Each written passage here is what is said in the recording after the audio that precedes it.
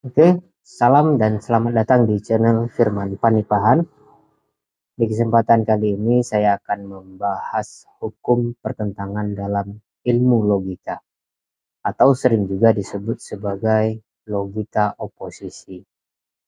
Dalam kehidupan kita pasti sering mengalami pertentangan, baik pertentangan dengan realitas kehidupan ataupun pertentangan dengan agama dan bahkan pertentangan dengan pandangan orang lain. Oleh karena hal ini merupakan bagian dari kehidupan, maka mempelajari ilmu logika tentang pertentangan ini menjadi penting agar supaya kita lebih siap menghadapi pertentangan-pertentangan dalam kehidupan. Baiklah, kita masuk pada pembahasan. Sebelumnya saya sudah membahas prinsip-prinsip dalam logika, yaitu ada 4 prinsip. Pertama, prinsip identitas, yaitu prinsip logika yang mengatakan setiap benda adalah benda itu sendiri. Yang kedua adalah prinsip kontradiksi, yaitu sebuah prinsip logika yang mengatakan tidak mungkin suatu benda berada pada dua tempat yang berbeda dalam waktu yang sama. Yang ketiga adalah prinsip penyisihan jalan tengah, yaitu prinsip logika yang menyebutkan bahwa segala sesuatu haruslah positif atau negatif. Dan yang terakhir, prinsip yang keempat yaitu prinsip cukup alasan, yaitu prinsip logika yang mengatakan keberadaan segala sesuatu mestilah memiliki alasan. Untuk lebih jelasnya simak video saya sebelumnya yang membahas prinsip logika itu. Sekarang kita masuk pada hukum pertentangan atau logika oposisi. Hukum-hukum pertentangan dalam ilmu logika dapat dibagi menjadi 4. Pertama, hukum pertentangan kontradiktorik. Yang kedua, hukum pertentangan kontrarik. Yang ketiga, hukum pertentangan subkontrarik. Dan yang keempat, hukum pertentangan subalternasi. Pertama, hukum pertentangan kontradiktorik. Biasanya hukum pertentangan ini digunakan pada sebuah data pasti, seperti data dalam bentuk angka, sejarah, manuskrip, dan lain sebagainya. Prinsipnya adalah ada 4. Pertama, jika A benar, maka B salah. Jika A salah, maka B pasti benar. Yang selanjutnya, jika tidak mungkin keduanya benar dan tidak mungkin keduanya salah. Ada 4 model atau 4 prinsip di dalam hukum pertentangan kontradiktorik itu. Jadi prinsipnya yang satu merobohkan yang lainnya. Tidak mungkin ada 2 kebenaran dan tidak mungkin kedua-duanya salah, gitu kira-kira. Yang kedua adalah hukum pertentangan kontrarik, yaitu pertentangan yang kerap terjadi dalam pendapat atau pandangan dan prediksi terhadap sesuatu. Nah, ini biasa dalam kehidupan, dalam interaksi sosial kita, gitu ya. Prinsipnya ada 3. Jika A benar, maka B tentu salah. Itu prinsip pertama. Yang kedua, jika A salah, maka B mungkin benar, mungkin salah. Nah, di sini. Yang ketiga adalah mungkin kedua-duanya sama-sama salah. Nah, ini saya katakan tadi tentang prediksi.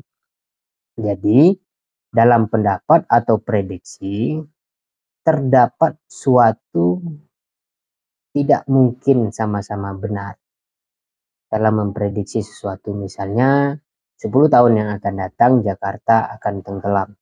Ada pendapat yang lain 10 tahun yang akan datang tidak, Jakarta tidak tenggelam. Nah, tidak mungkin kedua-duanya sama-sama benar. Pasti ada salah satunya yang salah, kan gitu. Dan kedua-duanya juga mungkin salah gitu. Kenapa begitu? Ya ternyata Jakarta tidak tenggelam dan masih baik-baik saja, tapi Jakarta 10 tahun yang akan datang sudah tidak ada karena diganti namanya kan. Ke depan itu semuanya adalah misteri. Prediksi mungkin benar, mungkin salah. Itu yang disebut hukum pertentangan kontrarik. Yang ketiga, hukum pertentangan subkontrarik. Nah, ini bagiannya, yaitu bagian dari pertentangan kontrarik, yaitu pertentangan yaitu persoalan pendapat namun terletak metode penyimpulan data kualitatif. Nah, ini prinsipnya ada 3. Jika A salah, maka B benar. Jika tidak mungkin kedua-duanya salah. Jika A benar, tentu B bisa benar, bisa juga salah. Jadi dalam pengambilan data kualitatif, memungkinkan keduanya, A dan B tadi, bisa benar. Karena bisa saja beda dalam cara pengambilan data. Gitu ya. Data kualitatif, bukan kuantitatif yang relatif angka.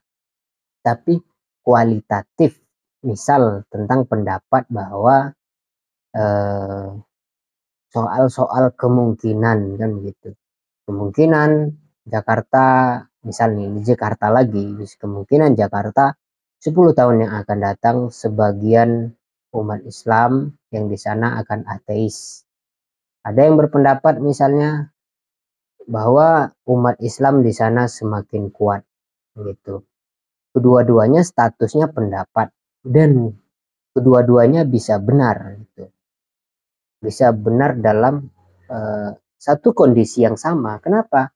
Karena di dalam pengambilan data kualitatif yang diuji bukan kesimpulan, tapi bagaimana dia mengambil premis atau datanya gitu. Bisa jadi yang mengatakan yang ateis, sebagian orang Islam akan ateis di Jakarta itu dia mengambil data-data yang memang dari komunitas-komunitas yang liberal gitu. Dan yang mengatakan Islam semakin kuat, dia mengambil data dari Islam yang kanan atau dan sebagainya begitu. Kedua-duanya bisa benar dalam satu waktu yang sama. Nah, yang terakhir atau yang keempat yaitu hukum pertentangan subalternasi, yaitu hukum pertentangan yang biasanya terjadi ada sebuah data yang masih berkembang. Nah, itu prinsipnya ada 3. Keduanya bisa sama-sama salah, keduanya bisa sama-sama benar, mungkin A benar dan B salah. Jadi tidak ada kepastian di dalam pertentangan subalternasi.